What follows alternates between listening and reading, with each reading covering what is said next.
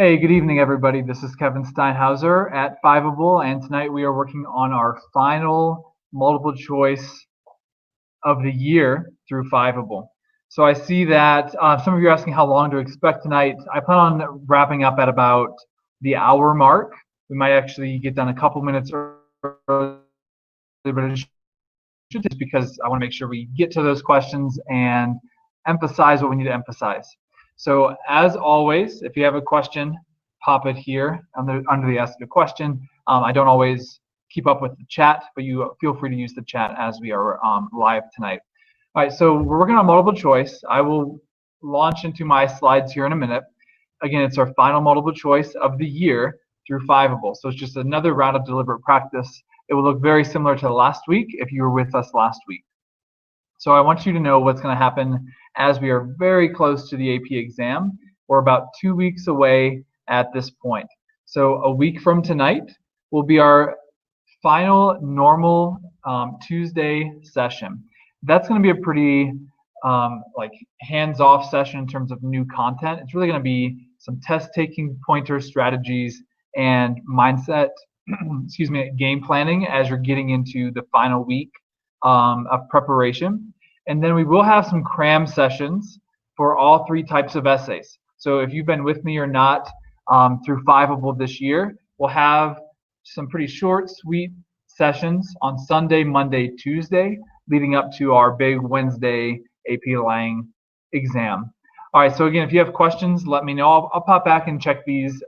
If we do have any questions through the live session, I'll come back and make sure we get to every question before we're done for the night. But I'm going to launch into my slides, which go over multiple choice tonight. So multiple choice, again, is a super important part of the AP exam.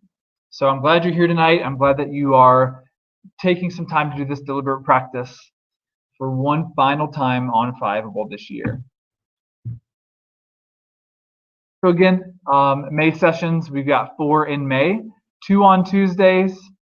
So next Tuesday is the last final one. Remember, these are for Fiveable Plus members only in May. So if you're not a Fiveable Plus member yet and want to come back next few sessions, make sure you do get that signed up for before you forget.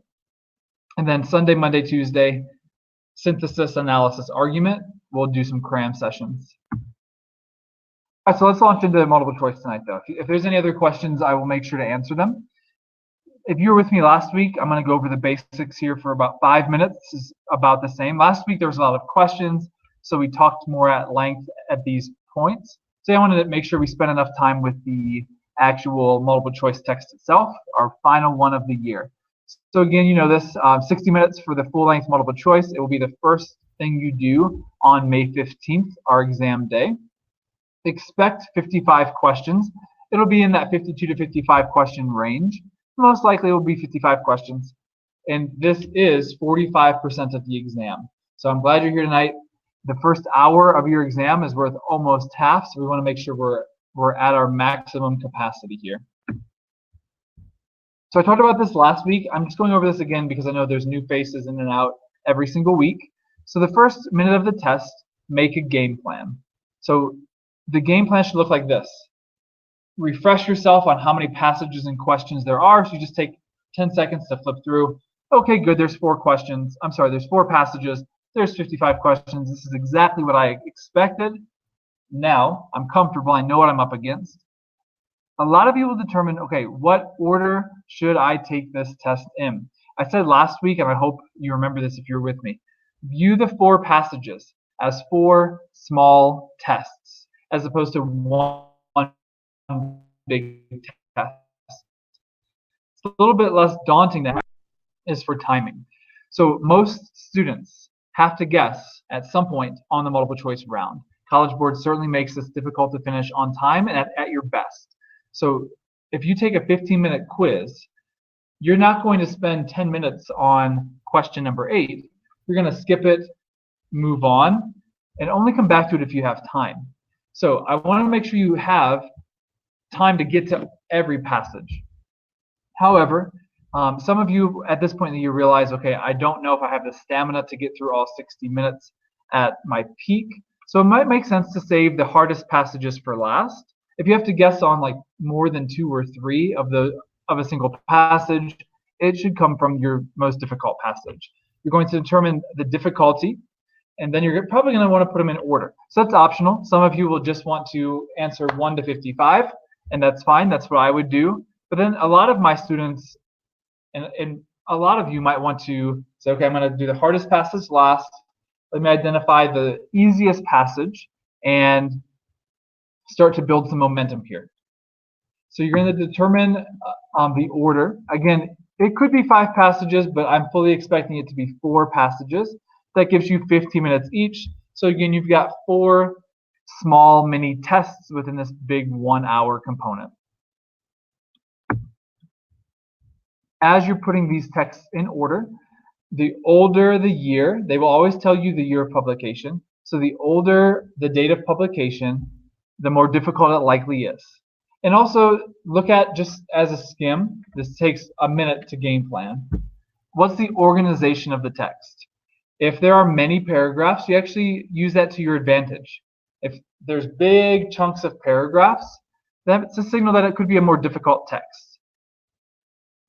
Paragraphs tell you a shift in topic or tone, so the more paragraphs you have, the more that the author is signaling something to you. When it's a big chunk of text, a big paragraph, you have to identify the shifts in topic or tone. All right, so once you've determined the order, do this for each passage. Again, 4 small tests to make up the multiple choice round. So I'll always read the background information. It'll be 1 or 2 sentences. Please read that to guide and frame your reading.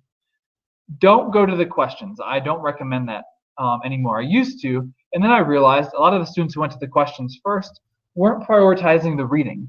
And the whole point of my live session tonight is my whole point of any multiple choice live session I've done this year. Prioritize the reading. So step 2 is read to comprehend, not to look for answers. So that's why I don't even look at the questions. Read to comprehend. I promise you, you will get more questions right that way. But you got to take 8 or 9 minutes here. And that actually, when I tell students that, like I free you up to say, okay, 8 to 9 minutes out of your 15 minutes per passage, because it's more than half the time. But you will actually find yourself getting more of the questions right and actually finishing on time. Of course, it does take practice, so make sure you're practicing this way the last couple weeks here before the exam. So we're going to talk about how to annotate and why to annotate. So I'm going to tell you how to annotate, and I'll model that again tonight. Again, if you were with me last week, I know a lot of you have come, the last 2 or 3 weeks with me on Fiveable. You've seen this, you've heard this. This is not new. But annotations keep you engaged. And number 2, annotations actually save you time. So we've all gotten to the end of a passage. I certainly have many times when I start to zone out, my mind wanders, or I'm just like going through the motions. I'm seeing words on the page, but I'm not actually soaking them, and I'm not actually comprehending. It's not because I can't comprehend, it's just because I'm not giving it my best. Well, annotations, and I might not realize that till it's too late. So annotations force me to make sure I am giving my best. If I get to the bottom of a paragraph and don't know what to annotate, I need to catch myself and re-engage. And then secondly, let's say I am fully engaged, and let's say I am reading it really well the first read through. But annotations actually save you time. So it's a 5 to 10 second investment for every paragraph. But again, I've got 8 or 9 minutes to do this right. That is safe round, because every multiple choice question, I shouldn't say every, 80% of multiple choice questions, I will flip back to my own annotations. Now, College Board will have like a spread of papers. So on the left, and it's stapled kind of all the way down the middle. On the left will be the text, and on the right will be a set of questions. So I recommend, even if you flip the page, so like you've annotated the text, you answer 1 through 6. You flip the page, you'll see the exact same text again. So College Board's trying to be friendly there and let you look back at the text without like flipping a bunch of pages. However, I actually recommend when you're on questions 7 to 15, that second set, you flip back to the first page, because that's where you've annotated. You've invested the time, so it's absolutely worth flipping back and making sure you're reviewing your own annotations. So don't look at what I call a naked text when you have not annotated well. Always look at a clothed text. You've clothed it with your beautiful annotations. All right, so with that said, you're taking your time, you're going back. But honestly, if you take 8 minutes to annotate and read at a high level, you've got approximately 30 seconds per question. That's going to go super fast, but that's what we're going to practice with tonight. That's what we practiced with last week. Once you make sure you have a high level reading of the text, and again, this is practice makes perfect. It definitely is easier said than done. And I got a lot of questions last week, both during and after the live session. How do I get better? What if I get to the 8 minute mark and I'm still not confident? Well, you're going to go as confidently as you can, but through the passage. At the 8 or 9 minute mark, you do have to cut your losses and go to the questions. You're not supposed to get 100% right. So there's going to be questions where you're not going to want to invest the time. So you might just take your best guess and move on. Don't take more than 30 seconds per question. Now, this is all going to be personalized for you though. So you might realize, okay, there's going to be some types of questions that might take me 40, 45 seconds. So I'm going to invest the time there, but that means I have to answer some questions even faster than 30 seconds. So again, we'll practice tonight, but what I think is this. If you do it this way, you're going to realize if I take 8 or 9 solid minutes of reading, the questions are going to be answered pretty quickly. So there's a huge sense of urgency. I do not have time for 1 second of a brain break. Maximize that rest brain break period between the multiple choice and the essays, but you need to be fully on your A game in terms of like effort and capacity for these 60 minutes here. We need every single minute for this multiple choice round. So here's how I want you to annotate, and then we're going to start to practice. And this is just my recommendation. This is not how I've always taught AP language. This is what I've done after this is my 9th year of teaching the class and really figuring out what works best for students. Now, if you're getting, if you practice this and you're going down in score, it's 2 weeks away. Don't blow up what you do. However, try this and see if this works for you. So I'm glad you're here tonight. Let's try this kind of communally together. So first, you're going to underline key phrases as you read that anchor you in the text. The phrases that you're going to pull out are easy to understand and ones that go to the main idea of the text. So that's what you're going to underline. It doesn't have to be the whole sentence. In fact, in AP language, you're going to get sentences that are ridiculously, annoyingly long. Underline the core of the sentence. That actually helps with your comprehension. And then second, every chunk of text, sometimes it'll be 1 paragraph as a chunk of text. Sometimes it'll be 1 paragraph as 2 or 3 chunks of text. We'll see that tonight as well. So you identify the chunk based on the shift in topic or tone, and then you write a quick summary in the margin to represent that chunk of text. Again, that's a 5-second investment. The 5-second writing of an annotation does not take long. So a lot of students ask, in fact, we talked about it for a few minutes last week, the annotations just take me too long. What do I do? Well, the reason the annotations take too long is because the comprehension is taking a long time. And that's what the whole point of this test is. Are you tracking the text? Are you comprehending the whole point, the nuance of the text? So if you can't annotate quickly, it's because you need to slow down and comprehend. And again, easier said than done. We're all at different reading levels, which is why this is a very difficult class or content to teach, because it's not like a content class where everyone comes in with the expectation of 0 knowledge and then the teacher builds your knowledge. We're coming in with a wide variety of reading and writing skills.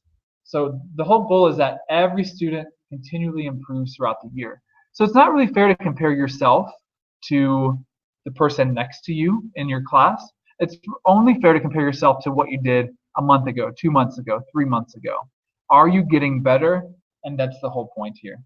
And then the last thing that I want you to do, I don't think we'll see this tonight really, but when there's a vague pronoun, I circle it and I draw a line back to the antecedent. So you'll get some questions on this, maybe 1 per passage, so 4 questions total is my prediction. This is what this will look like. In line 15, it refers back to A, B, C, D, E, and they give you a word above it in the text. So you're going to do that as you go just because that's a thing that good readers do. Okay, it refers back to whatever the antecedent is. I should not move on from it or they, whatever the vague pronoun is, without a strong belief that I know what it's referring to. So I'm just taking a second, tracking it for my comprehension, and also I don't have time to reread a text twice. I barely have time to read it once. So 8 or 9 minutes really figuring out how to annotate effectively is an investment of your future time for that multiple choice round. 30 seconds a question goes extremely fast. So let's just take a minute to talk about that question round.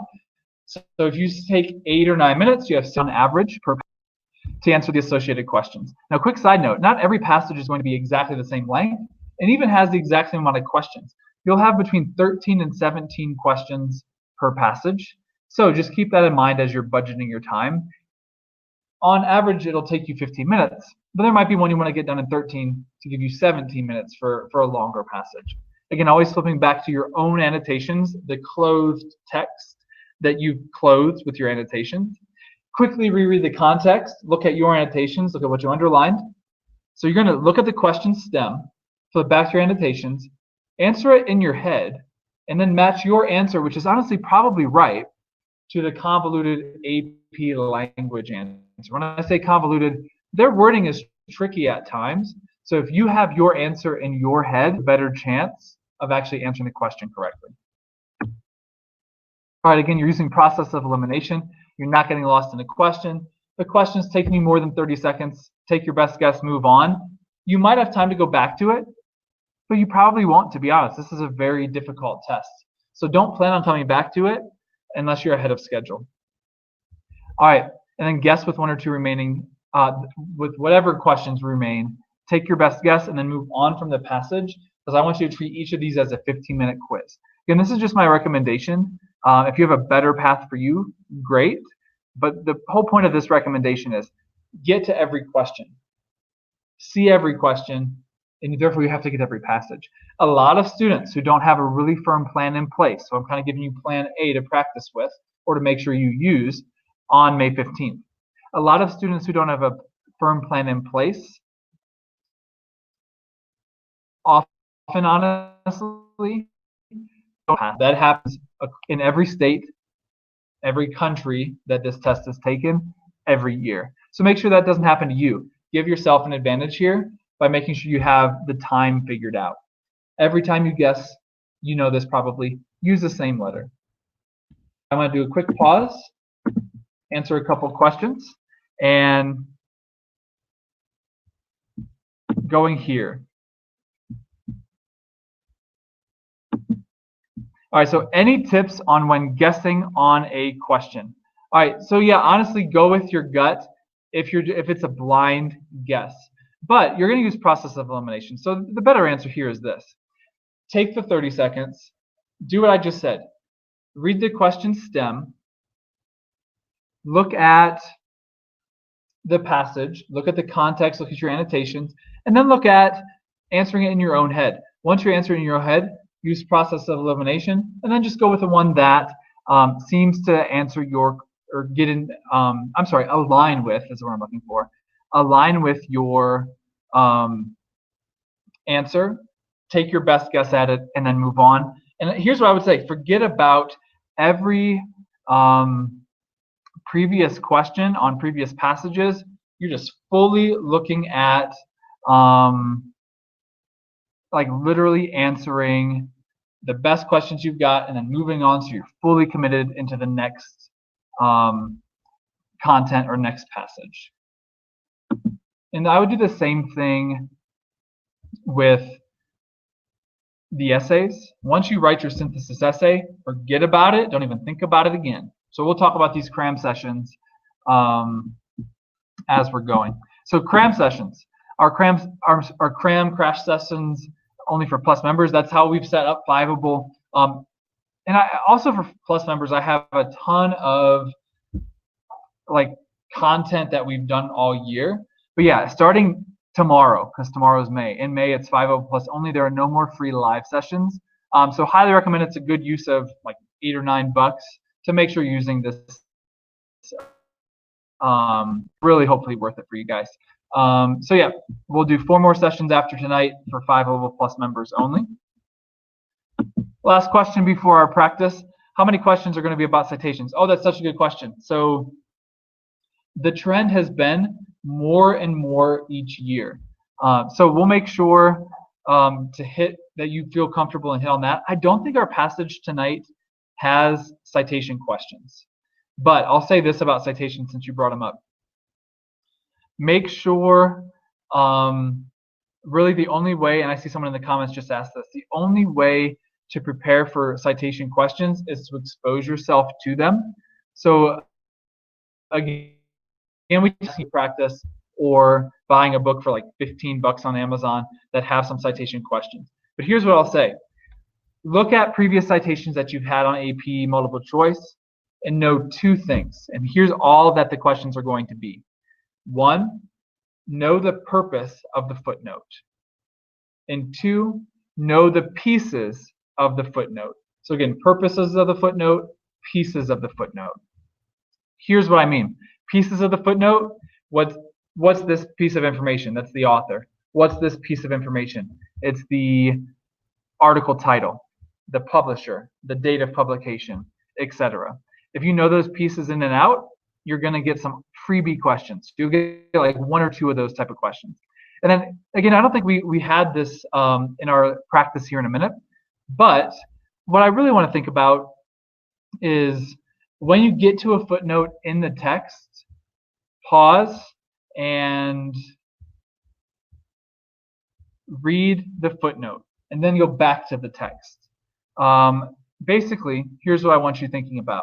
The footnote is part of the text. So if you view it that way, I think you'll do better. A lot of students don't get the footnote questions because they don't honestly read the footnotes or they skim the footnotes. I actually read and annotate footnotes, and I recommend that my students do that, so I recommend you do that as well. With all of that said, a purpose question for the footnote or the citation is going to be this. The purpose of footnote 3 is primarily to A, B, C, D, E. So you just treat that as part of the text, and if you do that and you annotate well, you will, I think, get those right. Honestly, footnote questions are, I'm glad you asked this, Kevin, because footnote questions are 5. So there's going to be some with 0, and there's going to be some with like 2 or 3. So it's going to be like 5 or 6 questions. Purpose, you can get those right. That's just a high-level reading. There's no explicit way to prepare. You just read it with the flow of the passage. And then 2, you do have to explicitly prepare for this, and that takes 5 minutes. Know the pieces of citations, and just know MLA and APA citations. Again, you can look that up or ask your teacher for help. I don't have that tonight with our practice set. Again, 5 questions, not the majority by any means, so we'll focus on the majority tonight. However, 5 questions, I'm glad you asked because you can definitely make sure you're prepared for them. All right, let's go to our practice. So what we're going to do is practice annotating, and I'll do that full group, and then we'll practice 30 seconds a question with your same strategies when we get to the questions. We'll look at the question stem. We'll go back to the passage, and then we will look at what you think your answer is and what best aligns to your answer. Before we do that, we've got to make sure we have a high-level understanding of the text. So I've annotated for us tonight, but this is my model annotation. This is how I would annotate the passage. I've identified each slide, the chunk of text, but I'll let you know if it's indented, it's a new paragraph. If it's not indented, it's like part 2 of a previous paragraph, the paragraph that was started on the previous slide. So on the right are my marginal annotations. Again, that's a 5-second investment. And then on the left, I'm annotating the most important content here. So always read the background info. It's 1 or 2 sentences. So I'll start there. The passage below is excerpted from an essay published in the early 20th century. Every child has to learn the language he is born to. So our subject here is language, and right now we're starting with children. So I underline this. Always emphasize the topic sentences. This one was pretty easy to understand. It is certain that he will make mistakes in the process, especially as he is not taught it by any wise system, but blunders into what usage he can grasp from day to day. So the first small paragraph here what I'm getting is this. Children learn language through usage. Let's just pause on the first two sentences, or the first sentence and the first clause of the next sentence. Every child has to learn the language he is born to. That makes sense. It is certain that he will make mistakes in the process. I pulled that out because those are the core phrases so far. Okay, longer paragraph here. Now, if an adult foreigner were learning our language and we greeted his efforts with yells of laughter, we should think ourselves grossly rude. I underlined that, and then I annotated that in the margin. You'll see. It would be rude to make fun of adults learning a language. That's my representation of this entire thing, but it's all stemming from that topic sentence here. Okay, let's keep reading. And what should we think of ourselves if we further misled him by setting absurd words and phrases before him, encouraging him to further blunders, that we might laugh the more? And then, if we had visitors, inciting him to make these blunders over again to entertain the company. So right now I'm seeing a juxtaposition of children and adults. In other words, the first paragraph talks about children learning language, and then we're going into, in the second paragraph, a hypothetical scenario of an adult foreigner, and obviously the implication there is someone who speaks a different language, learning the language. And we would not treat the adult foreigner unkindly. He says it would be rude if we did these things here. And the implication here that a high-level reader is making, so I'm sure that you're making, is we do these things to children. So he's pointing out a double standard here. We don't treat children learning language like we would treat an adult learning language. This is actually part 2 of the previous paragraph. So I've identified a shift in topic here. Yet this is common household sport. This would be, maybe this would be like a pronoun antecedent thing that I would circle. This goes back to how we would hypothetically treat a foreigner who doesn't know our language. All right, so yet this is common household sport. So long as there is a little child to act as zany for the amusement of his elders. The errors of a child are not legitimate grounds of humor, even to those coarse enough to laugh at them, any more than a toddling baby's falls have the same elements of the incongruous as the overthrow of a stout old gentleman who sits down astonished in the snow. So a really high-level reading strategy that I'm practicing with you tonight, and that I want you to continue to practice these final 2 weeks. Don't get lost in the text. We underline these core phrases to ground ourselves in the text. So let's just look at these. This is a common household sport. The errors of a child are not grounds for humor. So I get that. We should not be making fun of children, just like we wouldn't make fun of adults. I'm not going to get lost into like random tangents or metaphors. I'm clearly getting to the core of the paragraph here. So part 1 of the paragraph, it'd be rude to make fun of adults learning language. And then part 2, people often make fun of children who are learning a language. Again, I would see in my annotations clearly this double standard. All right, small section here. A baby has to fall. So literally we're talking about a baby falling as he or she learns how to walk. It is natural, it's not funny. Or I'm sorry, it is natural and not funny. So does the young child have to make mistakes as he learns any or all of the crowding tasks before him. But these are not fair grounds for ridicule. So in other words, we should expect and encourage mistakes from children because mistakes are required in terms of learning. We should be making fun of children when they make mistakes. So I underlined a couple key pieces here, and then in my margin, we should not make fun of children because mistakes are natural. Okay. Next paragraph. So that was a tiny, kind of a transitional paragraph. Now, let's begin. He begins an anecdote here. I was walking in a friend's garden and met for the first time the daughter of the house, a tall, beautiful girl of 19 or 20. Her aunt, who was with me, cried out to her in an affected tone, "Come and meet the lady, Janie." All right, and I just have identified a shift here.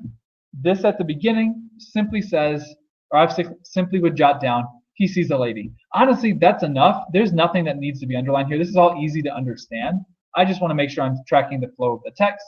So I put a bracket here.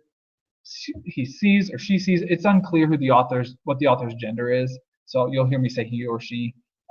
So she sees a young lady. Let's move on. Oh, sorry. This was actually a tiny transitional beginning of the anecdote. This is actually a new paragraph. The young girl, and this is a long paragraph.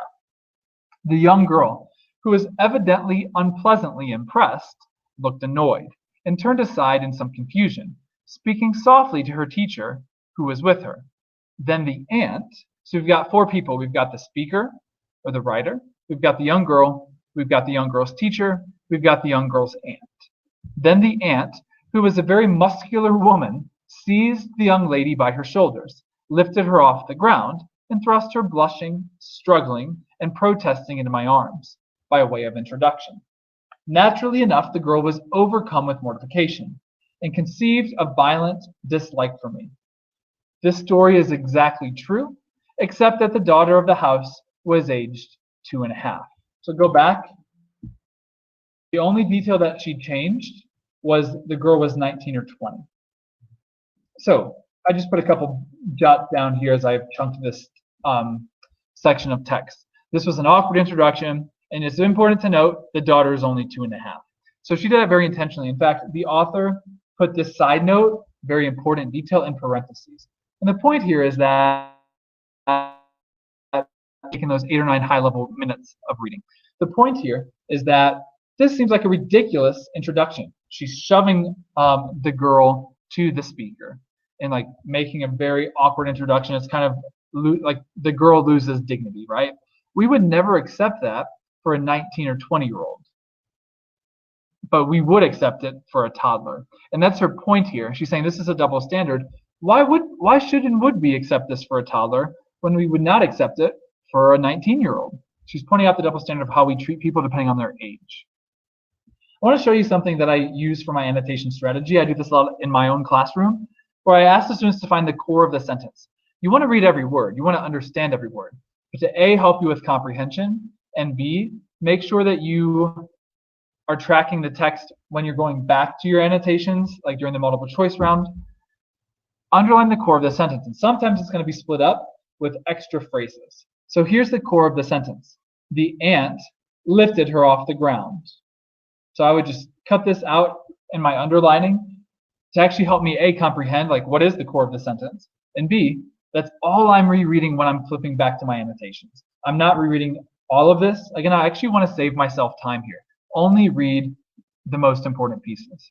And I did it again. So she was protesting into my arms. All right, let's keep going. New paragraph.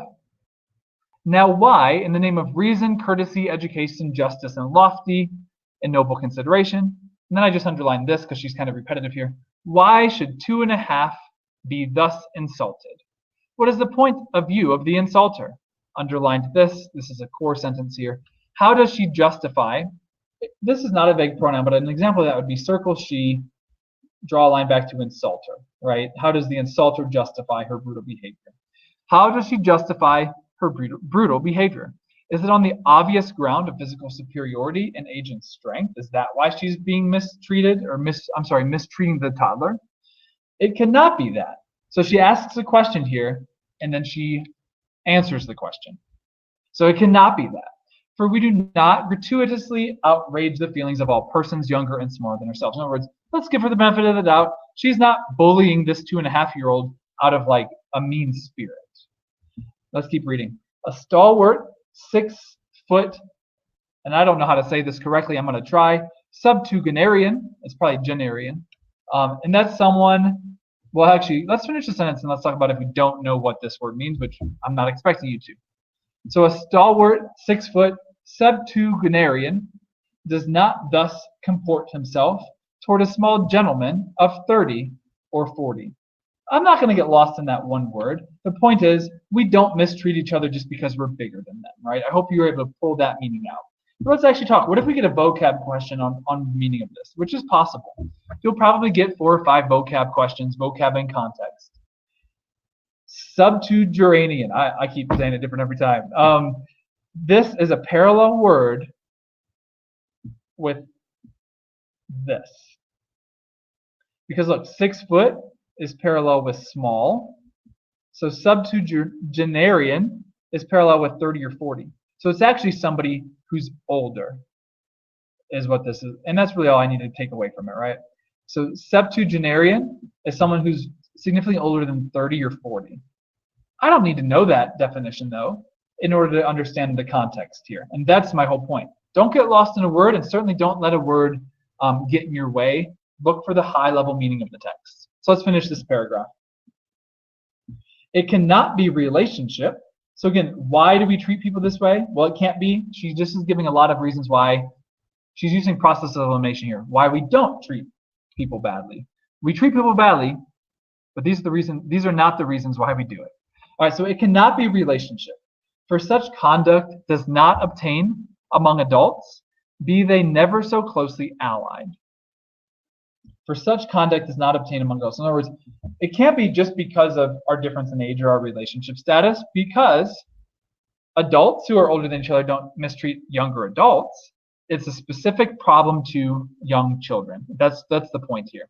We're still unpacking it. Let's read the last sentence I underlined.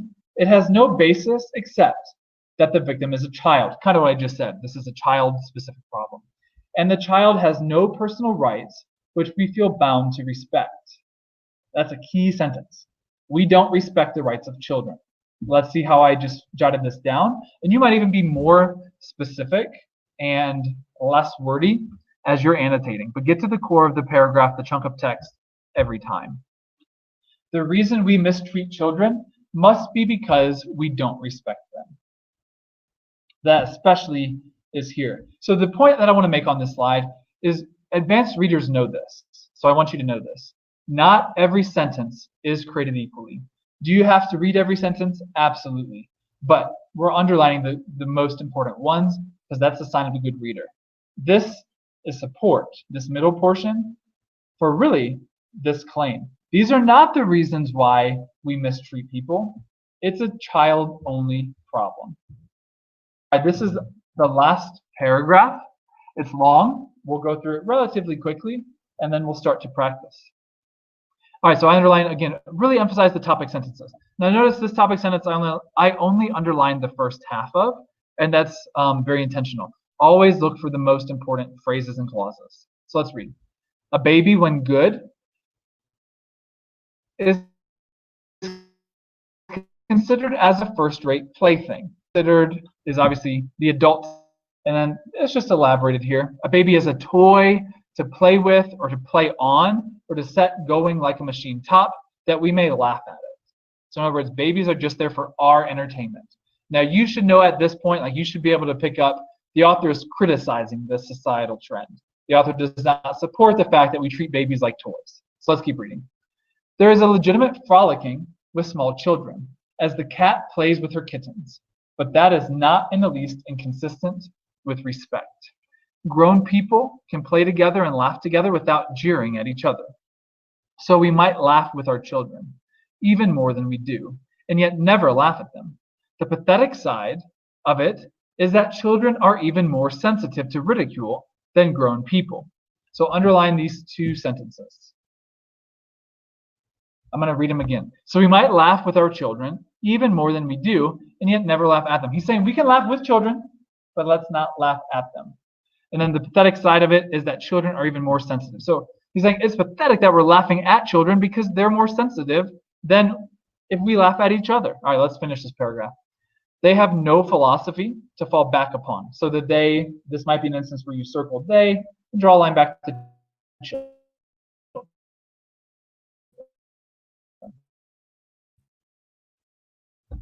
They have no philosophy to fall back, self-restraint.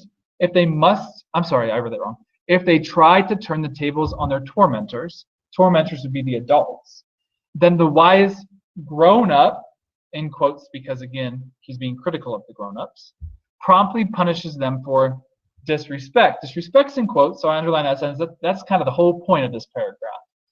Disrespect's in quotes because he's saying the kids aren't being disrespectful. They're fighting back for their rights. You're being disrespectful as adults to the children. Last sentence. They must respect their elders, even in this pitiful attitude. But who is to demand the respect due to youth?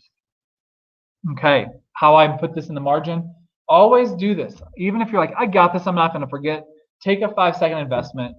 It's very likely that at times you will forget, okay, what was this paragraph about? So you're jotting it down. We should stop laughing at children, and then again, focusing on the hypocrisy here. It's hypocritical, to punish children for disrespect if we don't actually respect them. I think that's like really spot on, really clear language here. Now, a couple questions, and then we'll do our practice round.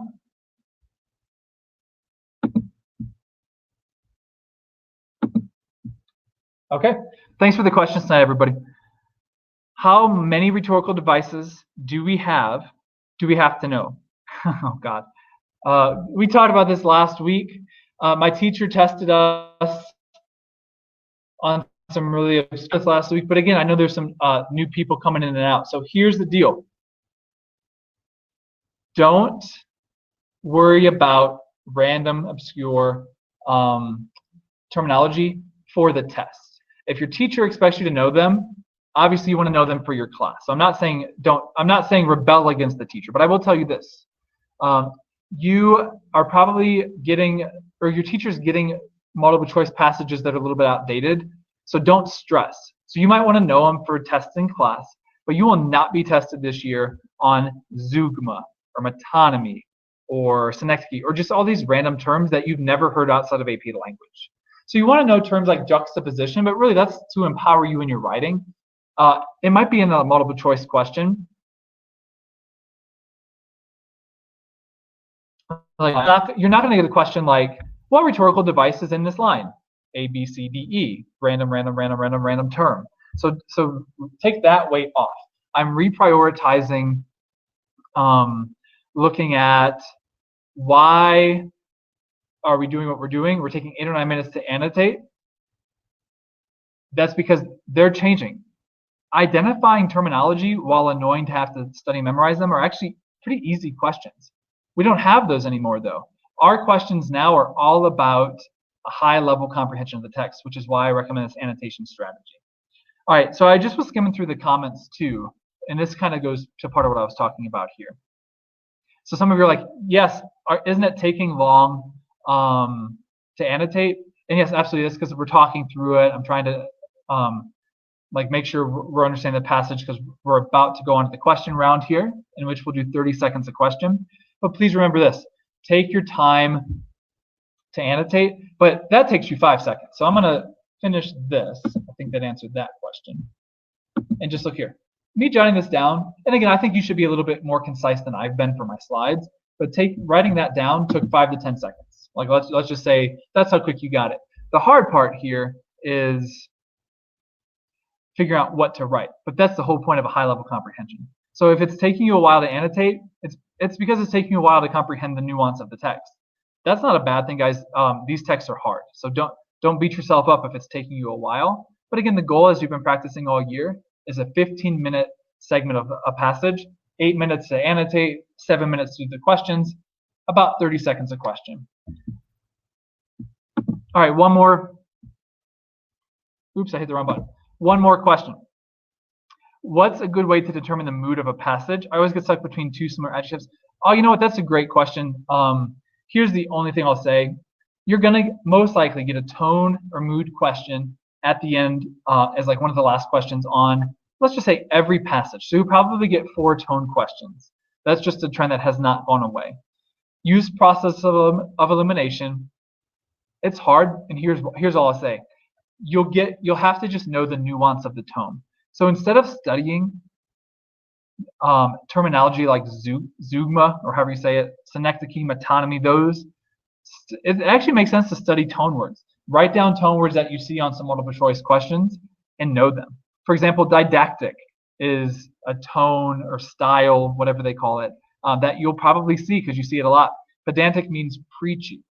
So if you see a tone word multiple times, like as you've been practicing or as you're cramming practice, write it down, memorize it. Unfortunately, that's the only way to get better. But I have good news. If you get to the top 2 and guess, you have a 50% chance of getting it right. So I know like we'd rather get to a 100% chance. But again, don't sit there and stare at it you either know the word or you don't, right? So take your best guess, go with your gut once you've narrowed it down, and move on. That's my best advice. It's really hard to teach vocabulary because let's maximize our minutes. In my classroom, I don't teach vocabulary other than I say, hey guys, like if you know this, if you've seen this tone word and don't know it, I want you to know it for the future. So that is good advice. The more tone words you know, the more nuance between tone words, the better off you'll be on those type of questions. Okay.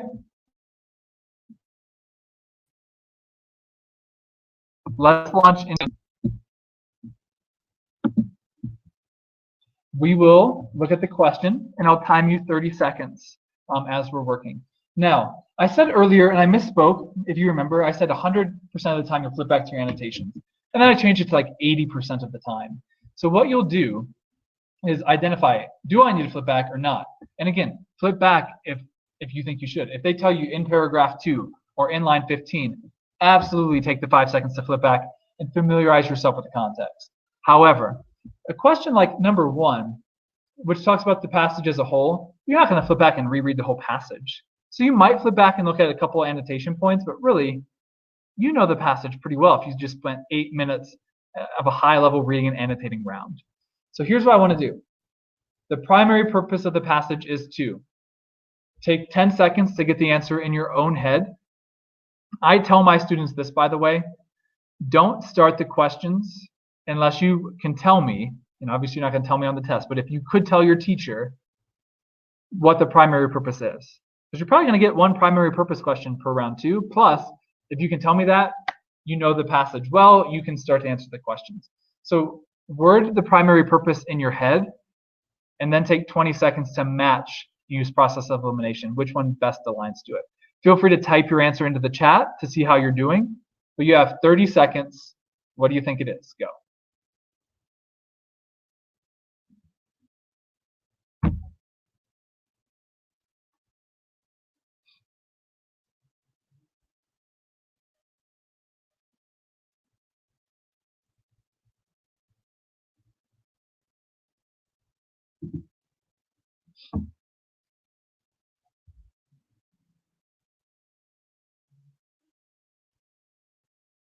Okay, 30 seconds seems kind of like a long time. So that's a good thing if you feel like, okay, what am I waiting on?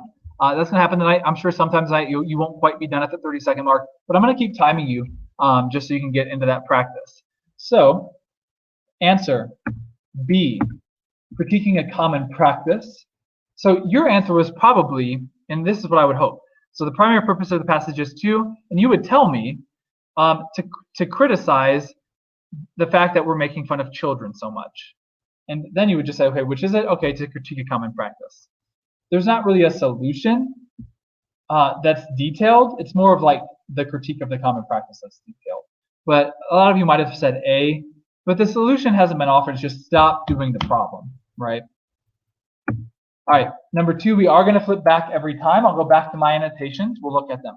So one contrast presented in the first paragraph is between. So let's go back. We'll do 10 seconds. And I know that seems super fast, but I'm going to time you to identify the contrast in your own words and then match it to A, B, C, D, or E. What contrast is presented here?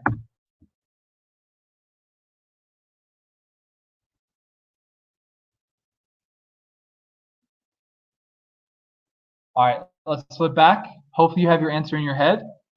You start using process of elimination.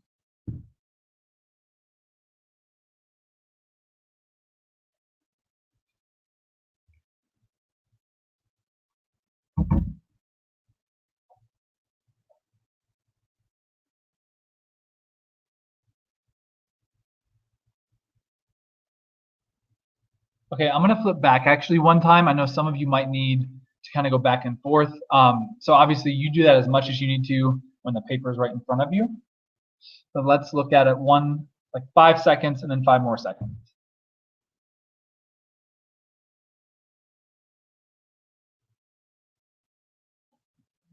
And 5 seconds to get your answer locked in.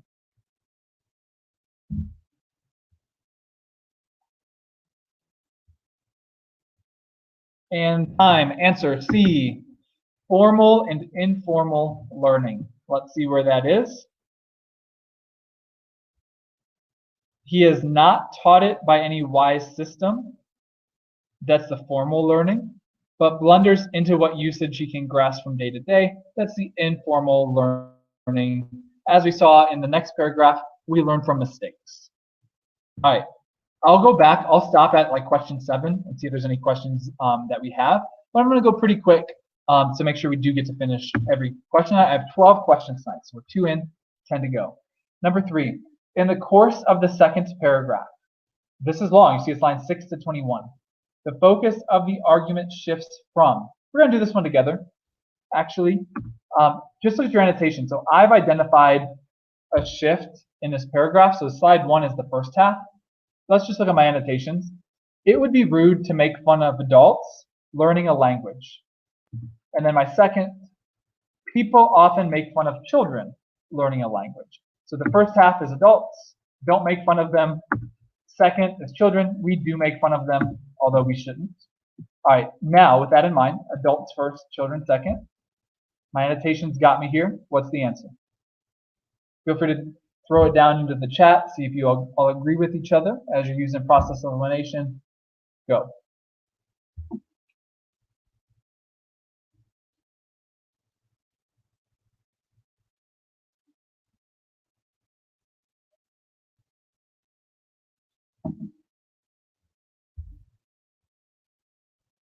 Ten seconds.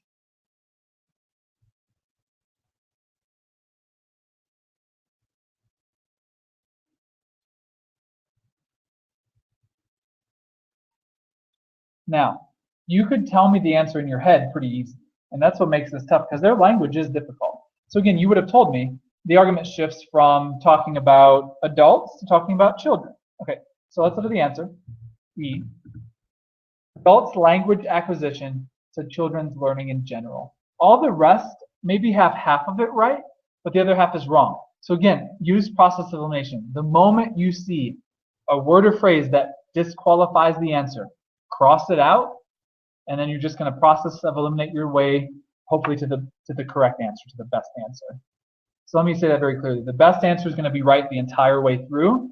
The second best answer is going to be right maybe 80% of the way through. Look critically for what's wrong for each of them. If you can't find something wrong, go with it. 4.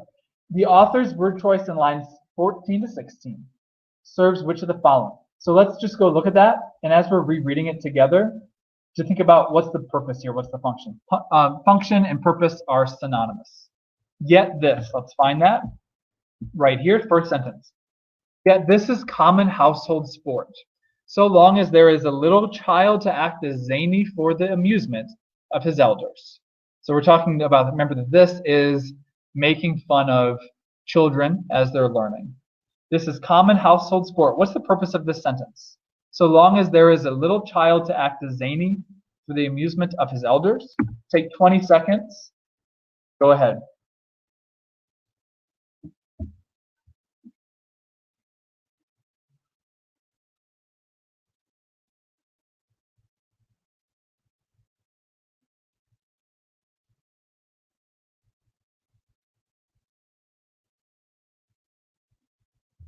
Five seconds.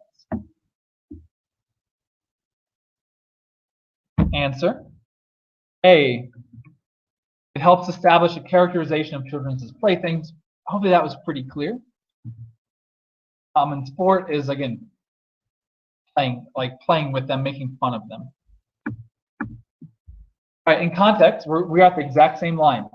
Line 15, the word sport is best interpreted to mean. Let's just reread the sentence one more time. Yeah, this is common household sport, so long as there is a little child to act as zany for the amusement of his elders. Take 20 seconds, we can do this one quickly. Best answer.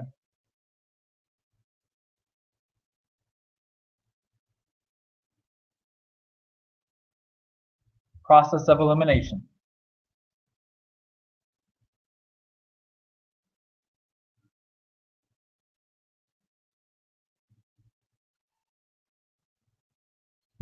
All right, time. Answer B, entertainment. I think that was the easiest one so far if you're doing a high-level reading of the text. We'll do 2 more questions, and I'll just see if there's any questions that you all have so far. Which of the following best describes the rhetorical function of the 3rd paragraph? So let's go flip back. The 3rd paragraph, just these 4 lines, so pretty short. Let's just go back. Let's look at what I underlined, what I put in the margins. What's the purpose of this paragraph? I'm just reading what I underlined. So does the young child have to make mistakes as he learns?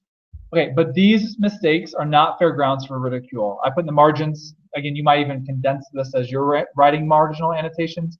We should not make fun of children because mistakes are natural. What's the function? Go ahead.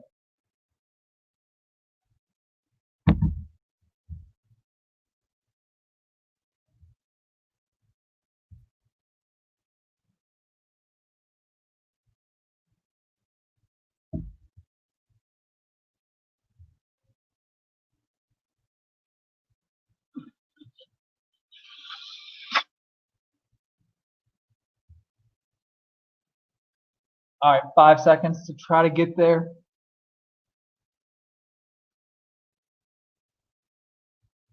Time. The answer is D. Remember I even said this, and I didn't do this intentionally because I looked ahead at the questions, but this is like a transitional paragraph, I said. So it restates the author's argument at a transitional place in the passage. The author's argument, we should not be making fun of children. Do 1 more, then I'll just check for questions. The primary function of the anecdote recounted in the 4th and 5th paragraph is to, let's just go back. What was that anecdote about? Oh yeah, the awkward introduction where he told us at first that it was a 19-year-old girl, and then we realized it was a 2.5-year-old girl, where she was awkwardly pushed in like his arms, like lifted her off the ground and thrust into the arms of the speaker. That was awkward. What's the function? 20 seconds, you can do this.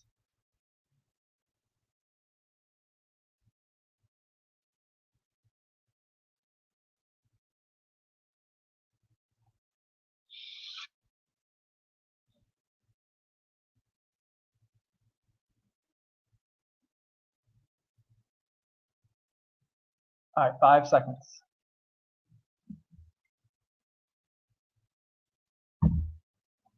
Time. Answer is A.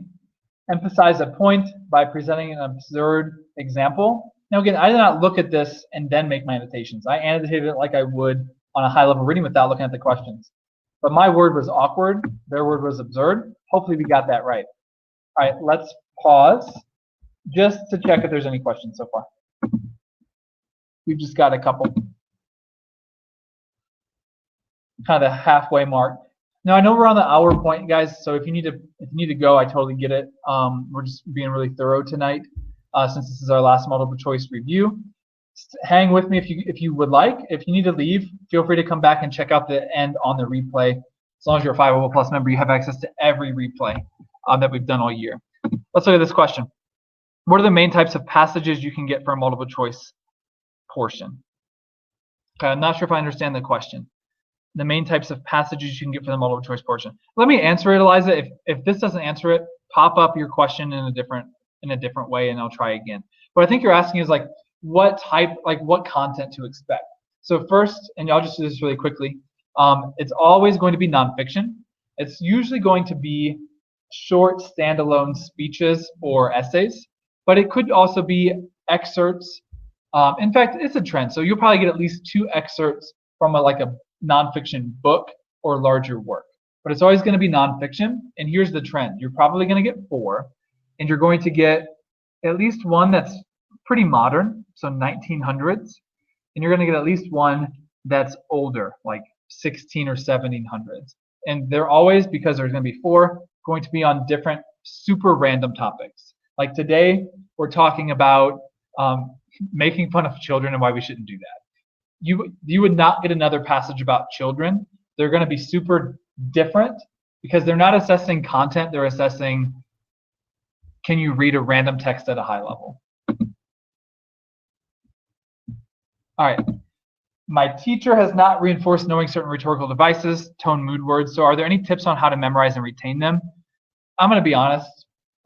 We talked about tone words in a previous question, but don't lose sight of the priority here.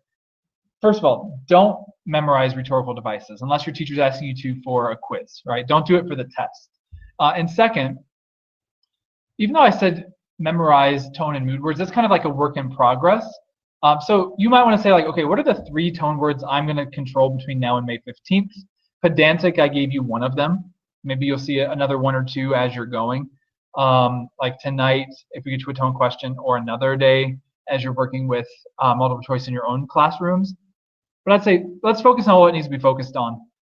If you can narrow it down to the top 2 tone choices, like Kevin said earlier, you're going to be in a good spot. So don't stress about memorizing a bunch of stuff at this point in the year. Stress about a couple more deliberate practice rounds. I'd rather have you stress about timing than anything at this point. That's why I spent so much time up front with it, really talking about like make a plan, and I gave you my plan A.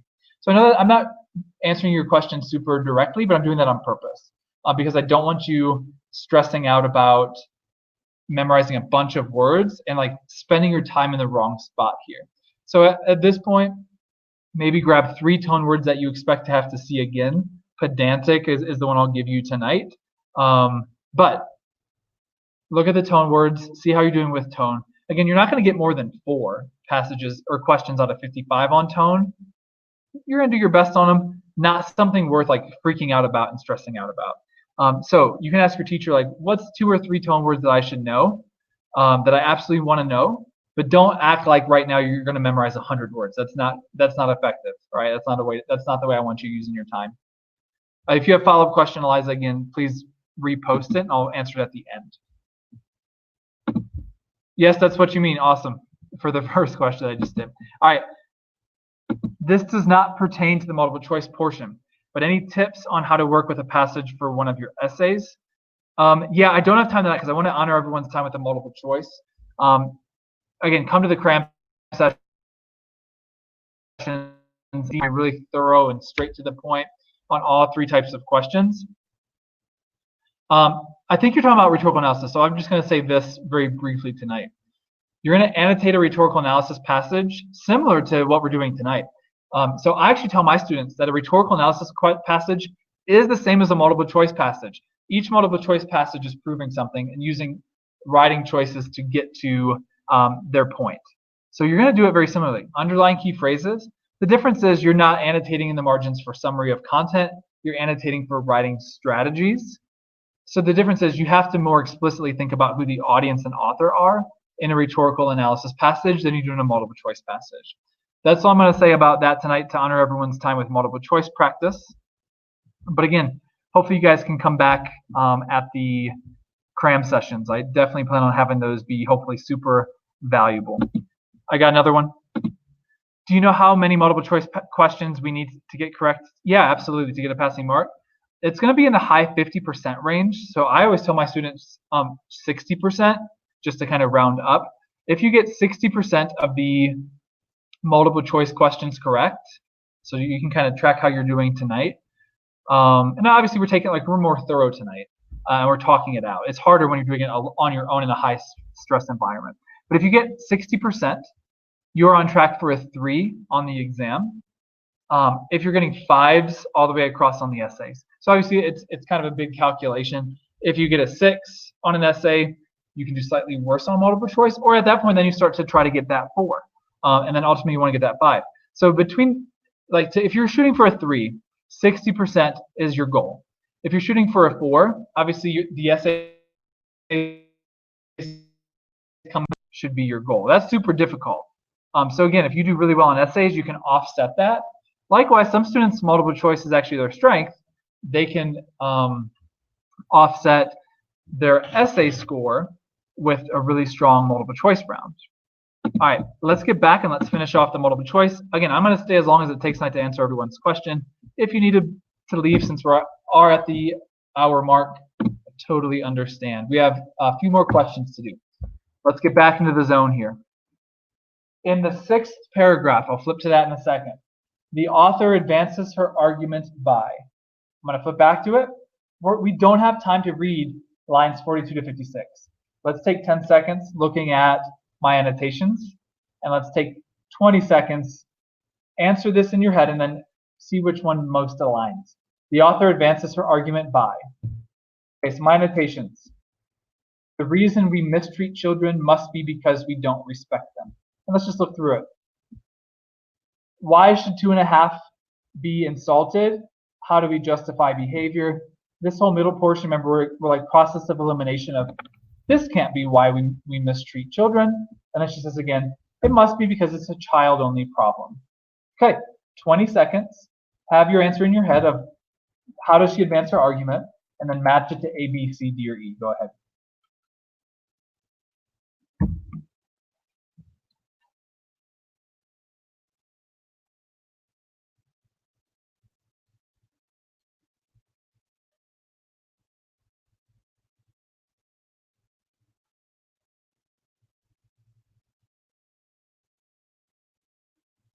All right, 5 seconds.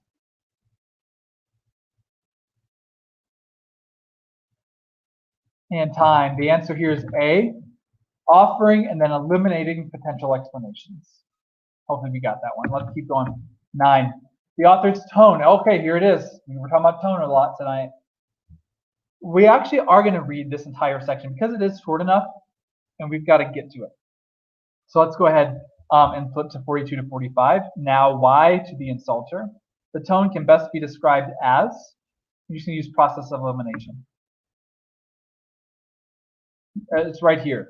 So let's just read it. Now why, in the name of reason, courtesy, education, justice, and lofty and noble consideration, why should 2.5 be thus insulted? What is the point of view of the insulter? What's the tone here, just in those 2 sentences? Best guesses, again, use process of elimination.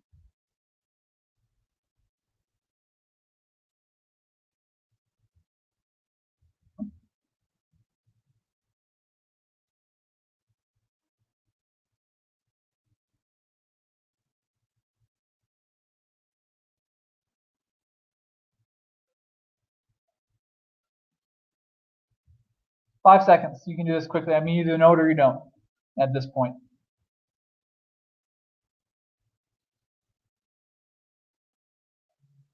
Okay, answer's D, but let's talk this through. This is how I would answer this question. She's not being defensive. She's like being critical, right? So cross out defensive. I know that.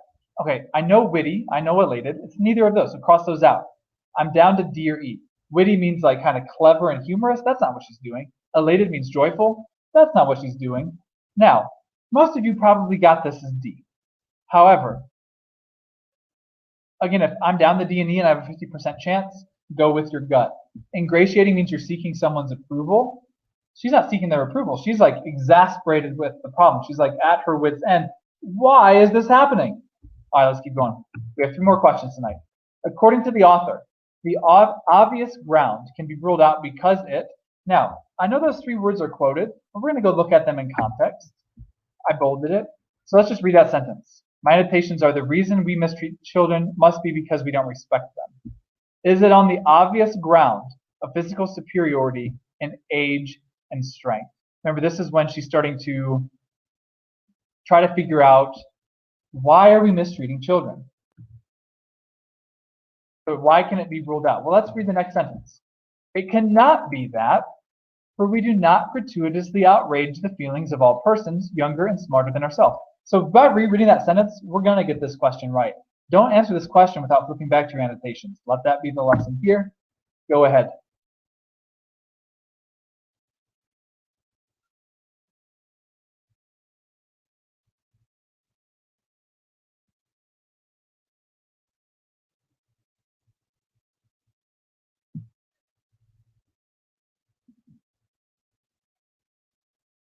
I'm going to flip back just in case someone needs it. I'm going to read the sentence after it. It cannot be that, for we do not gratuitously outrage the feelings of all persons younger and smaller than ourselves. 5 seconds.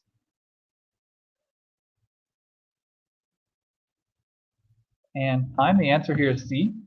Cannot be generalized to other situations. So that's what we're starting to see here. We can't just assume it's because of physical superiority, because it doesn't happen here. All right, this is an overall passage question, so we're not going to flip back. The author uses the pronoun we throughout the passage. You might need to flip back, like if you're doing this on your own for an example of we, but just think back. Who's her audience? Who is she and the audience a part of? Who's in the same group? Go ahead and try to figure this out.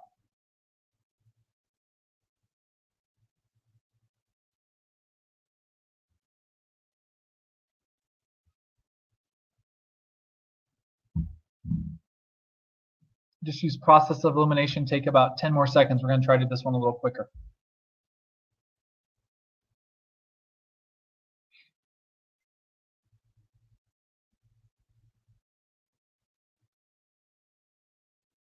Okay.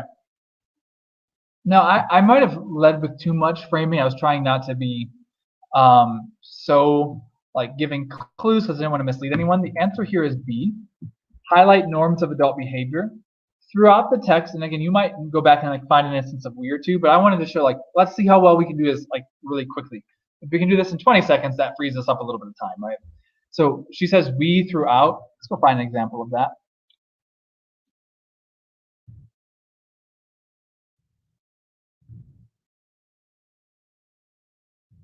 Sorry, I'm looking for an example and I forget where it is now.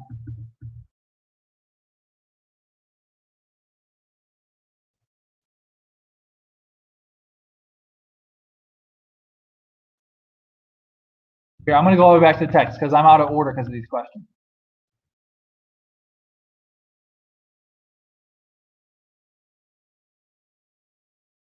Okay, right here. Here's what she's putting herself in the adult audience here. And then let's look again. And then if we had visitors and citing him to make these blunders, etc. So she's just putting herself when she's using we into the audience. Even though she disagrees with the way that society treats children, she is, when she uses we, and I just want to see if you remember that without flipping back, is putting herself at one with her audience. My last question. Again, it's the passage as a whole, so we're not flipping back. In the passage as a whole, the author contrasts which of the following? I'll give you the full 30 seconds. Go ahead. Last one.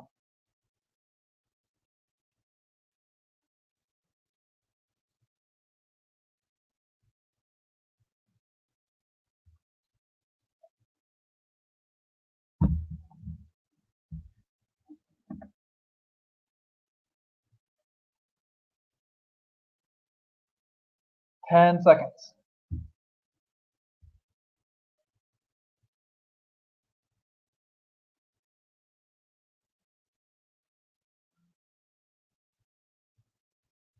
Time. Answer A. The treatment of children, the treatment of adults. Now, a lot of you might have wanted to call, on the whole, it's about how we treat language in adults, not how they're learning language. All right, let's wrap up for tonight. I appreciate everyone's engagement. So I know we went a little bit long again. Next week, I do not anticipate going so long. So again, 5able Plus members. I hope if you're not a 5able Plus member, that you do sign up so you can come back. We got 4 more sessions for Lang. That price, I hope, is worth it alone to make sure that we're really peaking for our AP exam on May 15th.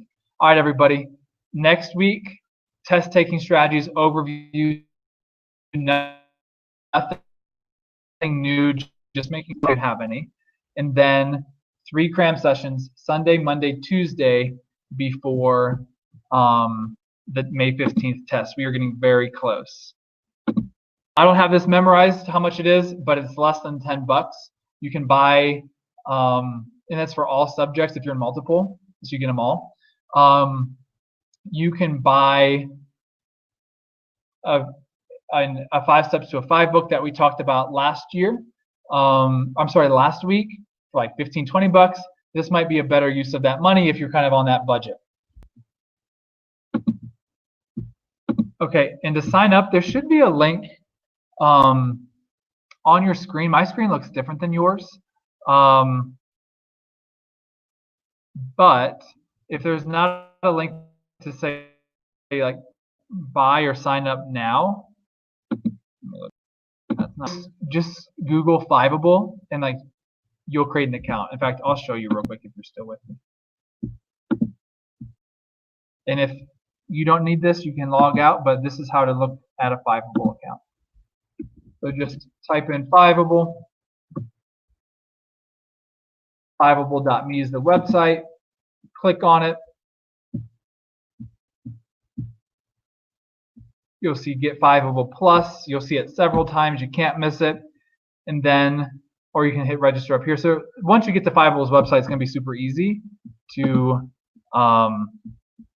create that website. So then you just got to put in your email address and your payment info, and you've got it. So definitely hope you guys can come back. I know it's Fiveable Plus only in May.